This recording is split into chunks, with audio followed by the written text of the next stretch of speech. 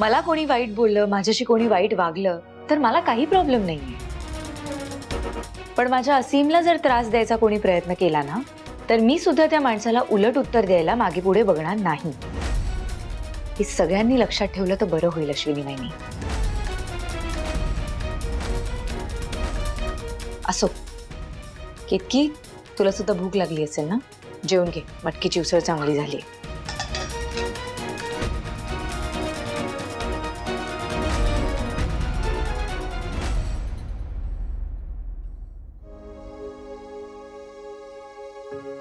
असीम, असीम उठ बाळा।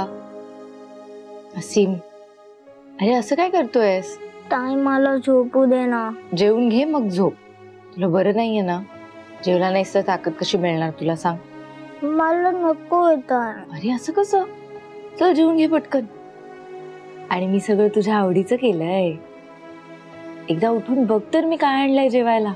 आळस काढून टाक, चल उठ उठ उठ उठ उठ उठ बाळा। असीम उठ। अरे वाह, मऊ भात आणि मटकीची उसळ, क्या बात आहे, काय वास सुटलाय। एका पोराची मज्जा आहे बाबा। असीम, तुला गंमत माहितीये का, लहानपणी ना मला हे खूप आवडायचं आणि मी खूप खायचो। चल तू पण खाऊन घे। झोपताना तुला गोष्ट ऐकायची ना? हो। बरं, कोणती गोष्ट ऐकायची आहे तुला? स्पोर्ट्स बाईक आणि मायकल रायडरची। बर, चल खाऊन घे। काय रे, आवडलं ना? हा, खा खा।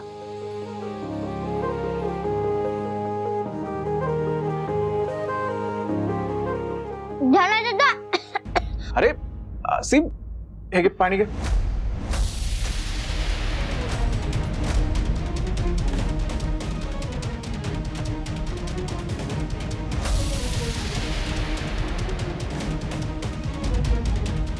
काय असीम, काय करतोयस तू?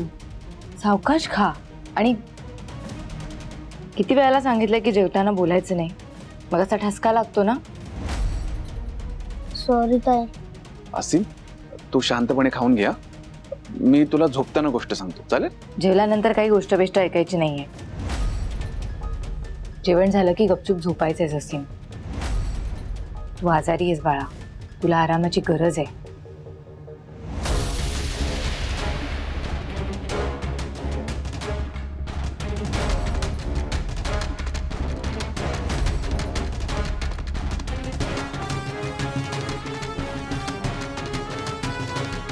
ताई बस झालं, चल आपण चूल भरून येऊया।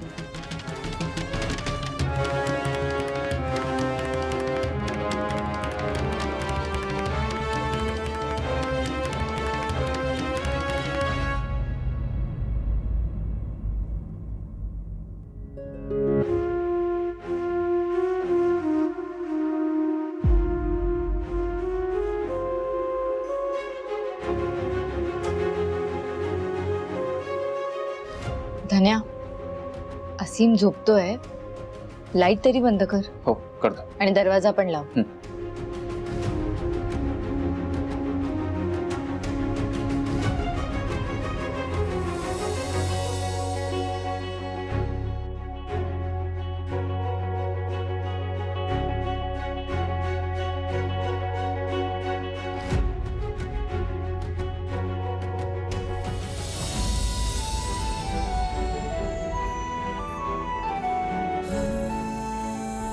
असी, आज जे झालं त्याबद्दल तुझ्या धन्यादादाकडून मनापासून सॉरी।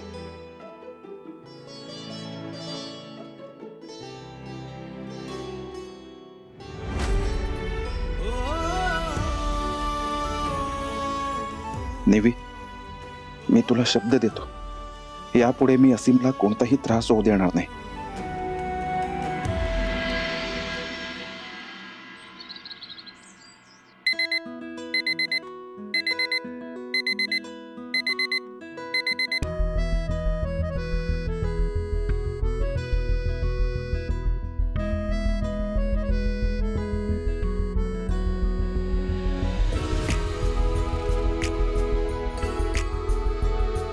असीम, असीम उठ। कोण है? अरे मी आहे, तुझा धन्यदादा। त्यांना दादा मला झोपू दे ना. उठ ना, तुला काहीतरी गंमत सांगायची. कुठली गंमत? असीम अरे उठ तर, मी तुला काय सांगतो ते तरी ऐक.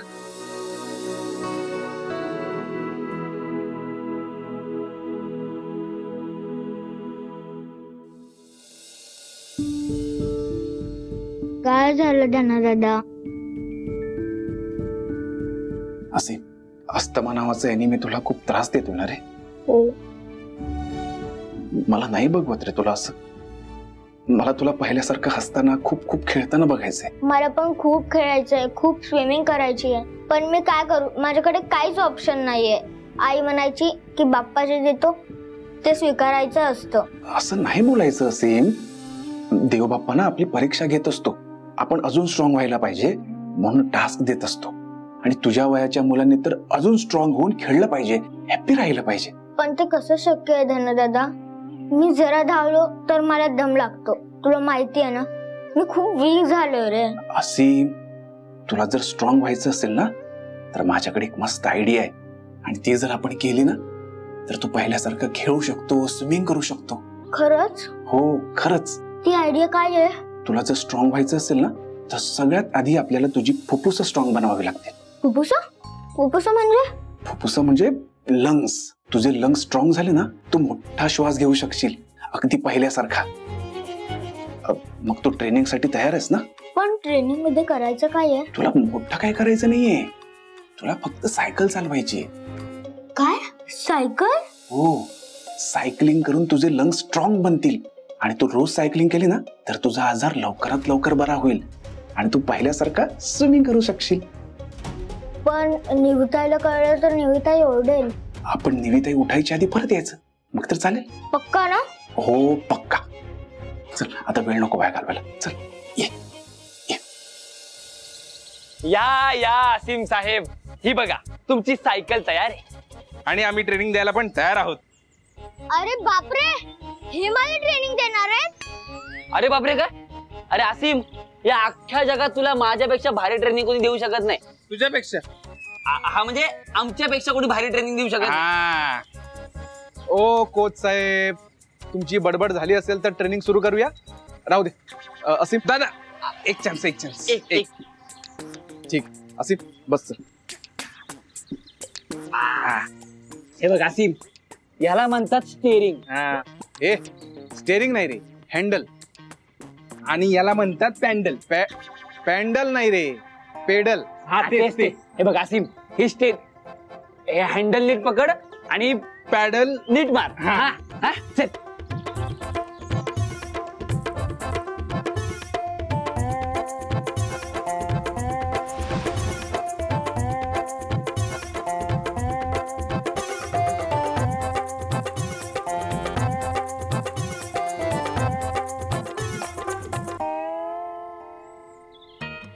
अरे कशाला थांबलास?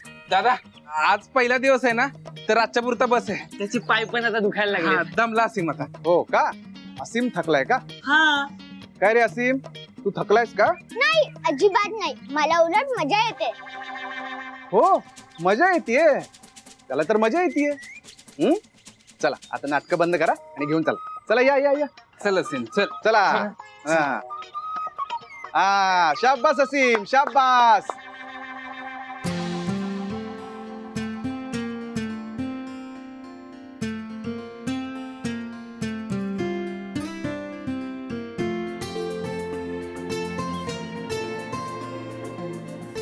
अरे कशाला थांबतोस परत? दादा आता असीम खरोखर थकलाय, दमला. असीम दमला. असीम दमलाय ना रे, दमलाय. तुम्ही ना म्हणजे चला आराम करा. असीम चला आपण चालूया. अरे ये चल, ये चला. हळू हळू हळू हळू.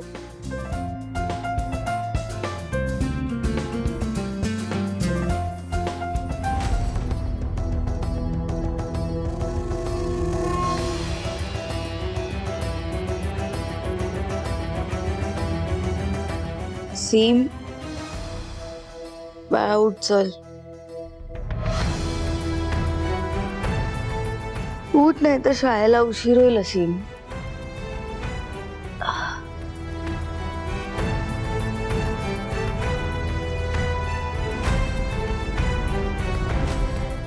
गेला? एवढ्या सकाळी गेली कुठे दोघे? धन्या, असीम कुठे गेले एवढ्या सकाळी? वा वा वा वा, थांब. व्हेरी गुड असीम. काय सत्या गुंड्या, बघितलं का आमचे असीम साहेब कसे सायकल चालवत आहेत ते? आसिम तर फक्त पॅन्डल मारते. खरी सायकल तर तुम्ही चालवताय. अरे मी तर फक्त सायकल पकडली होती आणि तो स्वतः चालवत होता सायकल. गुरुजी, माझा काही विश्वास बसतच नाही की आसिमनी स्वतःहून सायकल चालवली. आता जेव्हा तुम्ही हात न लावता आसिम सायकल चालवेल तेव्हा माझा विश्वास बसेल काय सध्या? हा, त्याने जर अशी सायकल चालवली तर मग मी पण त्याला चॉकलेट देईन. हा, मग तर तुम्ही आता बघाच. हा. असीम, नको धन्या दादा, मी खूप दिवसांना सायकल चालवतोय. तू मला सोडू नको, मी पडेन. अरे नाही पडणार तू असीम. हे बघ, तू आता त्या दोघांना स्वतःहून सायकल चालवून दाखव. आणि मला माहिती आहे तू नाही पडणार. तू स्ट्रॉंग बॉय आहेस की नाही? हा, मग चल आपण चालूया. 1 2 3 ये.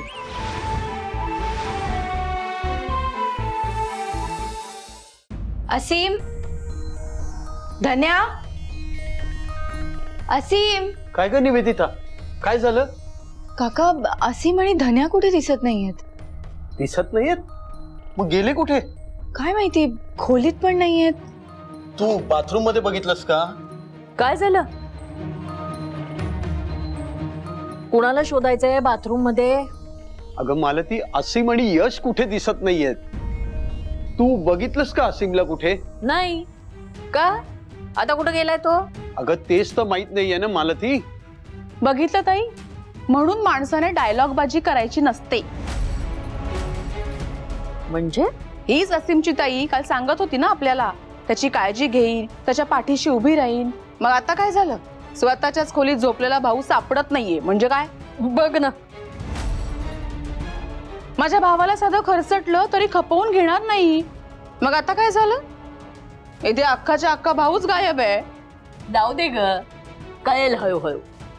काय आहे ना, लहान मुलांना सांभाळणं एवढी सोपी गोष्ट नसते ना. आणि त्यात अशा रस्त्यावर पडलेल्या दुसऱ्यांच्या उचलून आणलेल्या मुलांना सांभाळणं तर नाहीच. मालती, तोंड आवर स्वतःच. का आवरू? अहो, 3 मुलांना जन्म देऊन लहानाचं मोठं केलंय मी. हवेत गोळीबार नाहीये हा, अनुभवाचे बोल येते. जाऊ दे, तुझ्याशी बोलण्यात काहीच अर्थ नाहीये. काका, मी जरा गॅरेज मध्ये बघून आले. थांब, मी पण येतो तुझ्यासोबत. ओ नाईक साहेब, बसा. अगं मालती, पण त्याला शोधायला नको का? काका, तुम्ही थांबा, मी आले. चला आता आवरा पटापट, खूप कामं पडली आहेत. आणि अश्विनी, तू ग आंघोळ झाली ना की चटकन किचन मध्ये ये आणि मला मदत कर. मी? हो तूच. अश्विनी अभय नाईक, या. केतकी, अंघोळ झाली तुझी? हो, बाहेर जायचंय ना मला. झाली आहे ना? मग जा किचन मध्ये जा आणि आईनं पटकन मदत कर. राशी, कुठेस ग? चला उठा. आसिम आसिम आसिम आसिम आसिम आसिम आसिम आसिम. शाबास असीम. असीम,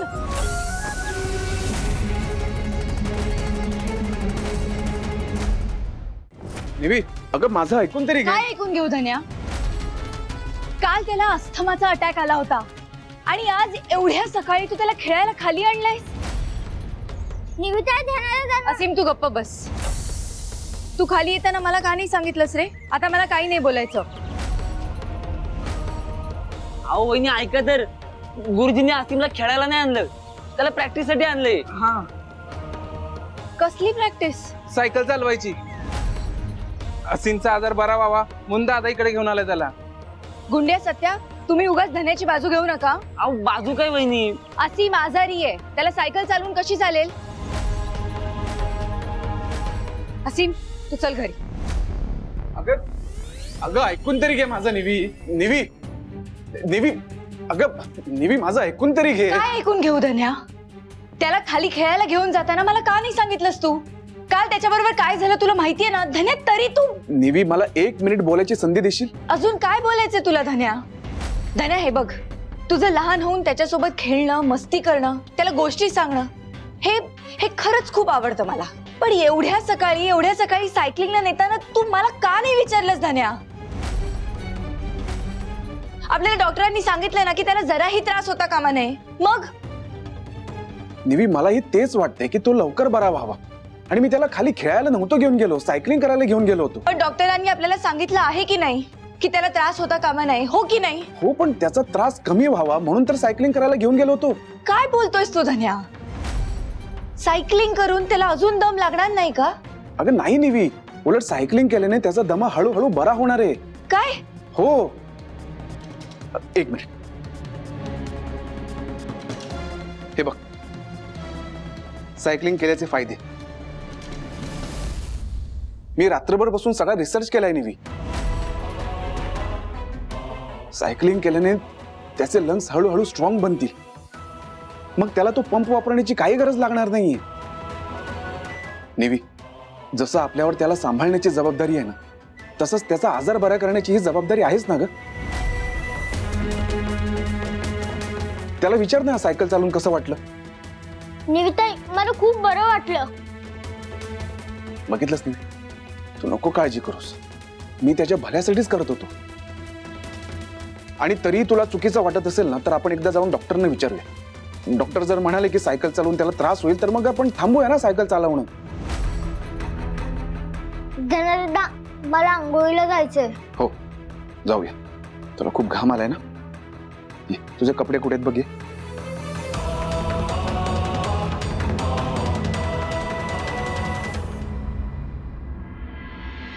राशी, जा तू खाली जाऊन तुझ्या मैत्रिणींसोबत खेळ. हो. वहिनी, बघितलंस ना कशी भांडत होती दादासोबत? रिस्पेक्ट म्हणून नाही. बघितलं ना केतकी, माझ्या डोक्यात काहीतरी वेगळंच शिजतंय. काय? सांगते.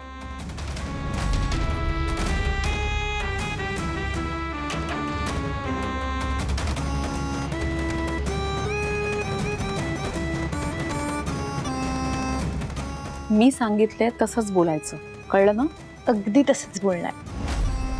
असीम, तुला नळाचं परत एकदा सांगतो, उजव्या बाजूला थंड पाणी येतं, डाव्या बाजूला गरम पाणी येतं. अरे धनदा, आम्हाला सगळं माहिती. माहितीये तरी एकदा सांगितलं. चल, हे बघ कपडे इथे लावलेत.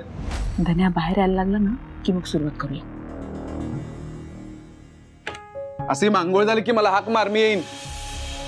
त्या निवीचा ना कुणावर म्हणजे कुणावर विश्वास नाहीये वहिनी. हो ग, तिच्या आईने त्यांच्या घराची अब्रू वाचावी म्हणून धन्याबरोबर लग्न लावायचं ठरवलं आणि धन्या सुद्धा मनाचा मोठेपणा दाखवत लग्न केलं ग. धन्याचं तरी ऐकायचं, पण नाही, ही त्यालाच ऐकवतीये. हे मात्र खरं आहे तुझं. आपल्यावर नाही, निदान दादावर तरी विश्वास ठेवायला हवा तिने. तो काय त्या असीमचं वाईट करणार होता का? त्याच्या भल्यासाठीच सांगत होता ना तो. काही नाही ग, फुकटचा नवरा मिळालाय फ्री मध्ये, सगळं ऐकतो नाहीच म्हणून. त्यातून ही बाया खूप शिकली आहे ना. वहिनी शिकलेली नाही काही, चांगली इंटेरियर डिझायनर आहे, डबल ग्रॅज्युएट. आणि आपला धन्या 12वी पास, तेही सेकंड क्लास. हिच्यासाठी अडाणीच ग तो. नाही, लग्नामध्ये ना शिक्षण मॅटर करतं केतकी, खूप मॅटर करतं. यांनी ना लक्षात घ्यायला हवं, एक प्रेम आहे म्हणून लग्न करणं वेगळं आणि गरज आहे म्हणून लग्न करणं वेगळं. प्रेम कसं टिकतं, गरज काय कधी ना कधी संपतेच, हो की नाही? हो ना. आणि नात्यात प्रेम असेल तरच रिस्पेक्ट मिळतो. आणि जर नात्यात रिस्पेक्ट नसेल ना तर आयुष्य जगलं तरी मेल्यासारखंच वाटतं ग.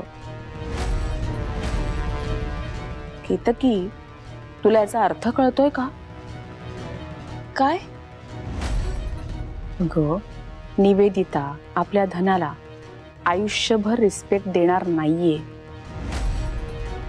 हो ना वहिनी, मला ना दादासाठी खरंच खूप वाईट वाटतंय वहिनी. असो, आता त्याच्या नशिबात हेच लिहून ठेवलं असेल, त्याला कोण काय करणार ग, हो की नाही?